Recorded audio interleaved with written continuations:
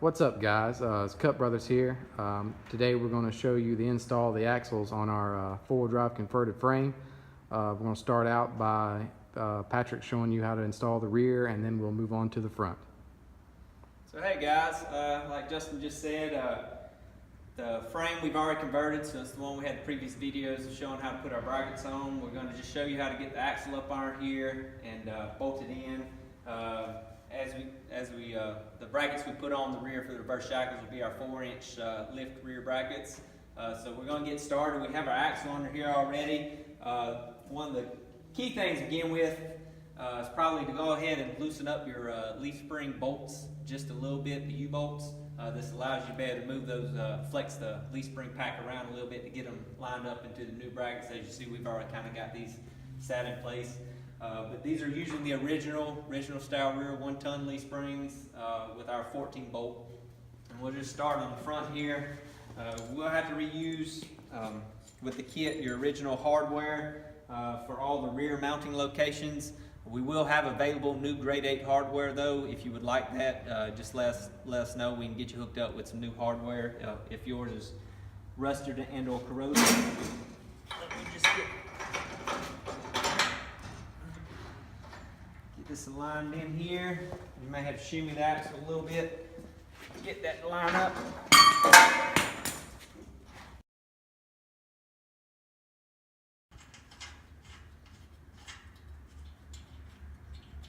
Alright, and I'm just going to leave that snug it up by hand to begin with, but leave it loose at the moment.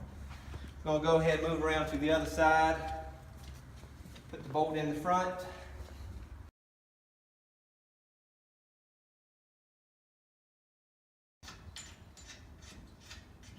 Alright, we'll move on to our shackles at the back. Now for this particular, since we just kind of want to get this back into a rolling chassis, we're going to actually be putting on a set of our heavy duty shackles that we also sell. These do not come with the 2-wheel drive to 4-wheel drive conversion, but you can purchase them separately. And just for the sake of being able to get this one rolling, and since we don't have a set of shackles laying around, we're just going to use those. But again, there's nothing wrong with using your original shackles that come off your truck. Can be used for this just the same as these heavy duty ones. Normally these are more applicable to some of you who may be doing a lot more articulation and flexing gets. You end up stressing the shackle a lot more as you start to articulate that back a lot further. So that's normally where that application is needed a lot more. It's probably be a little tight up in there.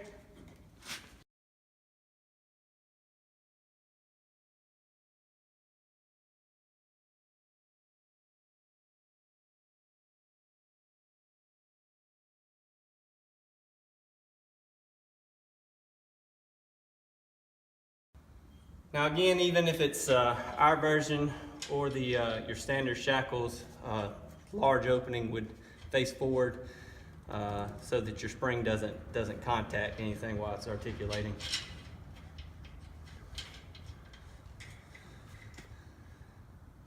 All right.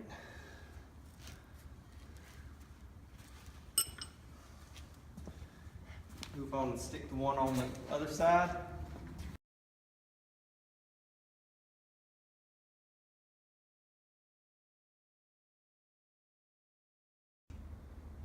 Alright, now we're just bolting the bottom of the shackle to our springs, and I actually think we're going to have to go over here, let our frame back down just a little bit.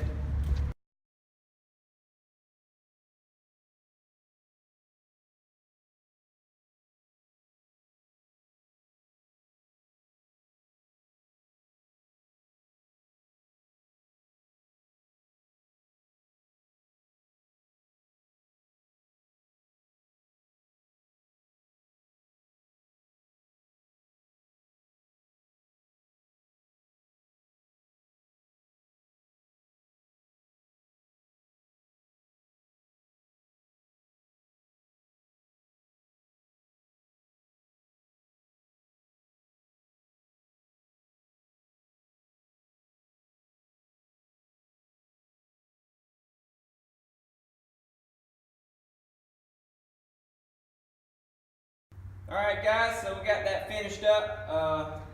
As you see earlier, we had a little bit of difficulty getting these bolts lined up with eyes on the springs. It's probably more so to do, you know, if you've still got the original bushings in the springs, they've taken a set a certain way or something like that. As a note though, you should have also checked your springs, the bushings on your springs, and ensured they were in good condition. Replace them as necessary.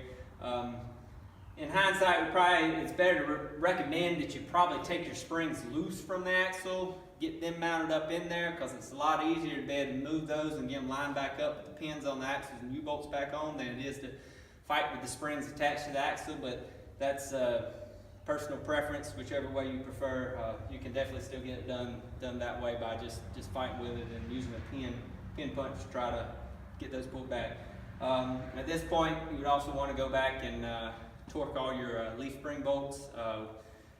We're actually going to have a sheet available with the recommended torques on those. If you're reusing any of the original hardware, you can just use factory spec, but we'll also have a spec sheet to specify for those as well. So now we've finished up the rear, we're going to move on to the front. Alright, so we're going to move on up to the front, and this is probably where it'll take a little bit more focus on than the rear. The rear is kind of just bolting everything back in. So we've got our brackets on here already. We've got our axle laid up on here again. You probably want to keep your springs a little bit loose from the axle when you're doing this. As you can see, we're actually using stock springs on the front of this. Now the particular kit we installed on this frame actually has the 4-inch reverse shackle in the rear. So in order to make this frame sit level, we would actually be required to use 2.5-inch lift springs. We're not doing that for this because we're just trying to put this back to a roller. However, we will be offering reverse shackles in the future. We're working on those now that will net the appropriate 1.5-inch lift to match the front. What that means is you'll be able to put the front mounts on, the rear front hangers, and the rear reverse shackles, and you'll actually be able to use any lift spring or stock springs, and the truck will sit level. That's something a little different than the current kit we offer, but we are working on that. So moving on, we're going to go ahead and just stick our bolts in the front eyelets to get the axle in place.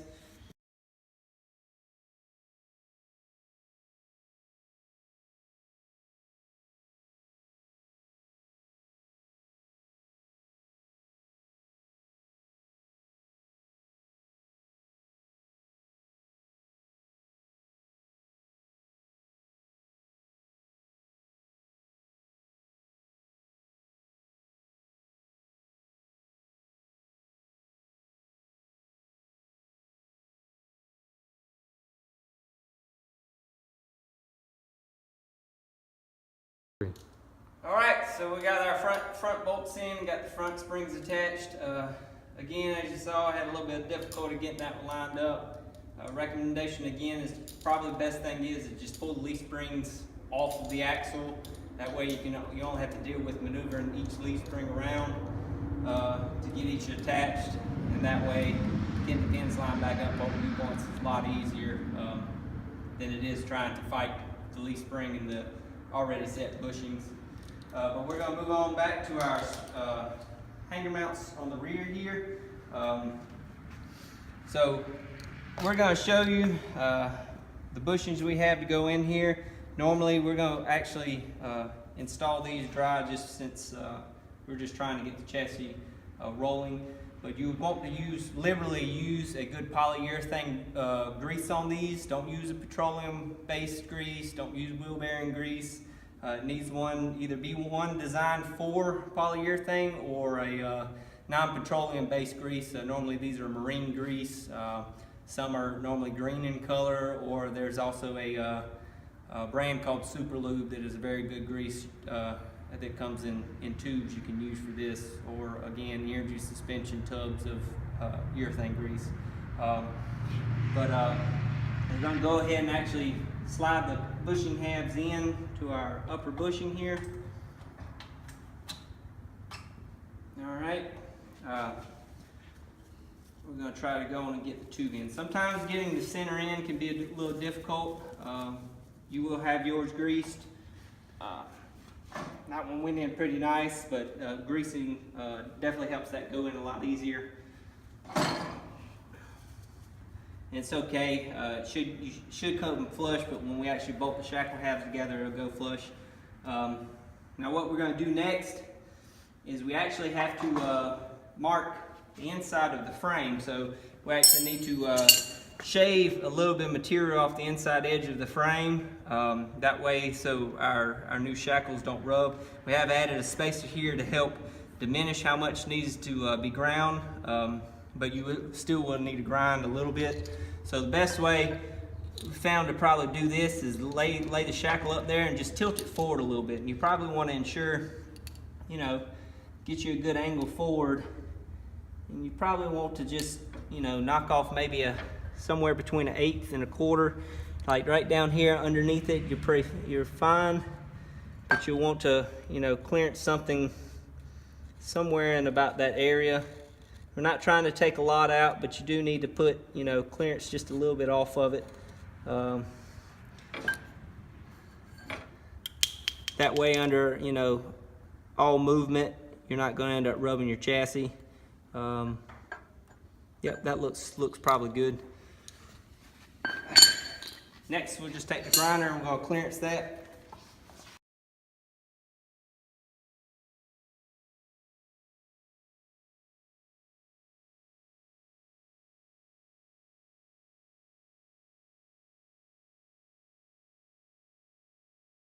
Now this isn't necessarily a measurement we can really give you. It's probably more dependent upon application, depending upon what springs you're using, how much you're actually going to articulate your suspension, you know, between normal travel. So even after putting your truck together, you may have a lot of clearance here. The best thing is you know, after some driving, wheeling, over the terrain you're going to be driving on, is just to double check, make sure it hasn't rubbed the inside of the shackle plate. If you do see indications of rubbing, you should go back and grind just a little bit more off the frame, if you do notice that. So at this point, we can go ahead and bolt our shackle plates up again. The flat plate only to the outside.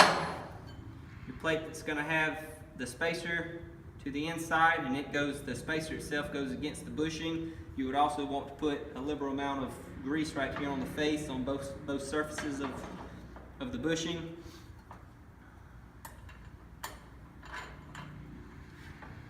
Alright.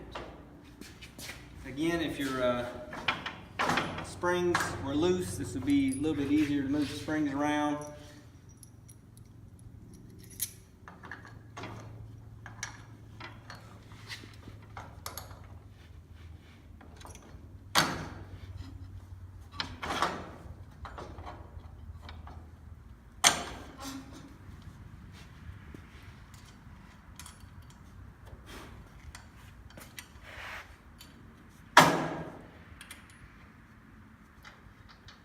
Again, the same as we stated on the rear, even while you're doing this, double check your original leaf spring bushings. Make sure you don't see that they need replacing. If they do, replace as necessary. All right, so that basically completes passenger side. We're going to jump over and do the driver's side the same way.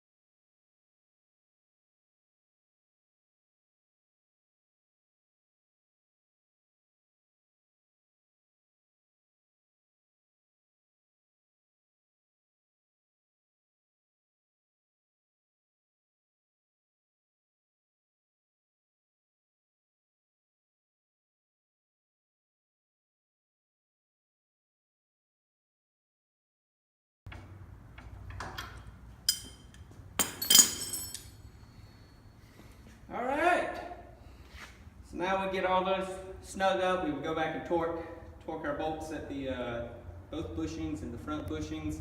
Again, we'll supply a torque sheet that actually gives those recommended torque values. And that would actually complete your install right there. All right.